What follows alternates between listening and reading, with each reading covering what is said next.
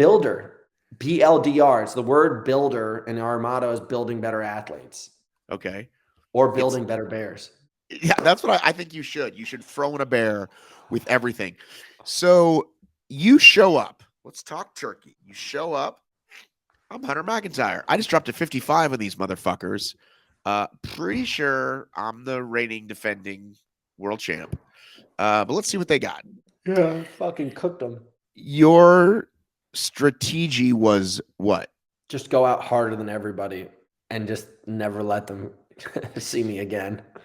But in the past, we've discussed, you and I. Yeah. Whoa, did you see that? Well, I did see a little bit of a shake. Earthquake? No, there's this one light in the office that shines down weird, and so I'm using this like blah blah light. What do you call it? Ring light? Halo light? Yeah, well, nice. It does give me a halo. It gives a nice. Look at all this fucking hair I still have. Age 50, Hyrox. I mean, Hyrox. I just called you Hyrox. Hunter. You always say, listen, these fools always come out station 1, right? Maybe even station 2.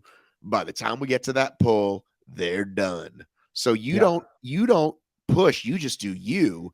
But they push and they're done by the pull. Yeah.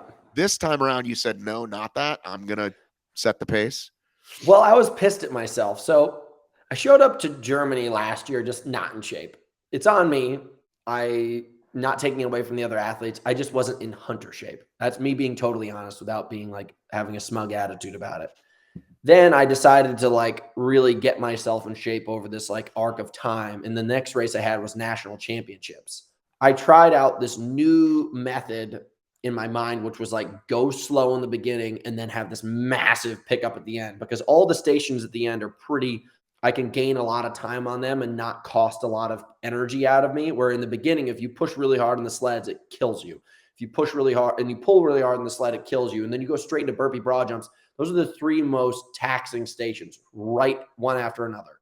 So I was like, I'm going to have this slow upswing. And Kent just, his kite was flying high that day. He caught a gust of wind and just kept on going. And I was like, fuck, he outran me. Like by the time my plan was going to kick in, he already outran me. So I was like, fuck this. Like, I'm not letting him have that again, because Kent's the kind of guy who builds confidence. The better he feels, the better he looks. The better he looks, the better he feels, if you know what I'm trying to say. If he's leading the race, all of a sudden he's just like, he's like Sonic the Hedgehog, like running and grabbing gold rings. He's like, fuck yeah. And I was like, no, not letting this happen this time. So I also know that the Europeans consider themselves to be better than us. No offense. That's wrong.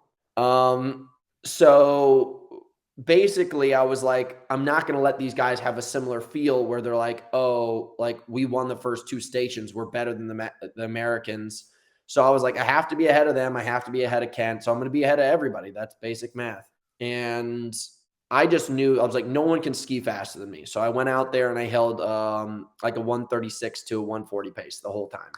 Boom. I'm out of that station like 5 to 10 seconds ahead of everybody else. I book it hard on the next line, just cooking everybody. I get to the sled like 30 seconds ahead of everybody else. I just was like, okay, this is where I start using my strategy. I was like, I'm not going to try to set a record on the sled. I'm just going to give myself just push, rest, push, rest, push, rest. And I try to have as many breaks as possible. And at that point, I just knew I broke everybody, and I just went. That early in the race, you knew you broke everybody? 100%. I was a length ahead of everybody else by the time the first sled happens, and it just doesn't change. Like, I know my strengths. For some other athletes where they can't hang, the positions may change. Like the female race was crazy. Like, I wasn't really paying attention. I had no fucking clue that Chris was going to win that thing. Like, none of us did. Like, she was in back, just like that was her face the whole time. Otherwise, the girls in front were like dying. I was like, okay, there's the fight for first. And then there's Chris. She's in good shape, great athlete, good for her. All of a sudden, for me, I just think that if like the 2 top females were there, which is Lauren Weeks and Rachel Vonderak, it would have been a different story, because those guys are just like very strategy based and control. Like Lauren Weeks controls the race from the start to the finish. I don't think, what's her face? Chris would have beat her. I don't even think Chris would have beat Rachel. You mean non-pregnant Lauren Rachel? Because yes. They competed. I'm talking about like pristine shape, the world record holder, 2-time world champion type stuff. those girls are just, you know, really, really pressed and clean on their strategy and their performances when they're in shape and not pregnant.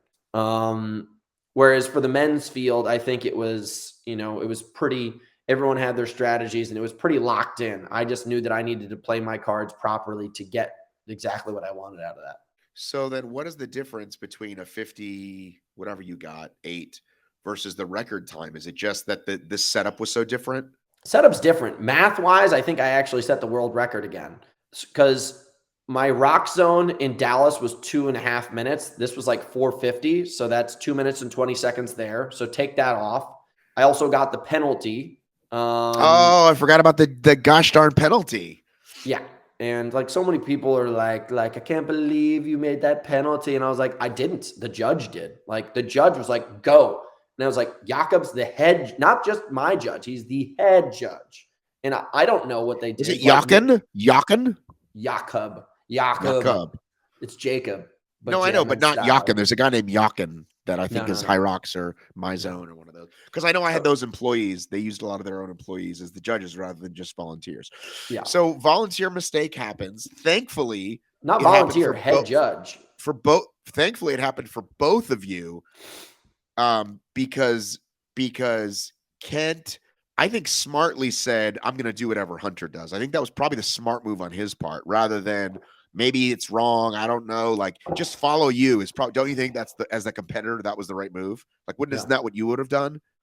Totally. I mean, I wouldn't have tried to, if he didn't do it and he won the race, I wouldn't try to contest it over something as, like, you know, minuscule as that. Wouldn't that have been horrible though? If I lost or he won because of that thing, I don't consider it to be horrible. Like it's at length and they penalized us. It's not one of these kind of things where it's like such a crazy amount of like, but it certainly would have been the worst thing. If he tells you wrong, you're 100% on the right. Yep. And you lose the race, that would suck. Totally. It's like it's like a ref making a bad call on an interception. It happens, but it's the worst. No one wants to lose that way. Totally. But the only difference between our thing is it's like first person to cross the line is the champion, at least in my mind, unless you do something where you like skip laps and stuff. But I would have walked away proud and said, I'm still the world champion. And I would have just been like, fuck it. I don't care. I was like, keep my money, take your fucking stupid medal. I would have been pissed, but I came there honestly to race and win, not to make cash or anything else.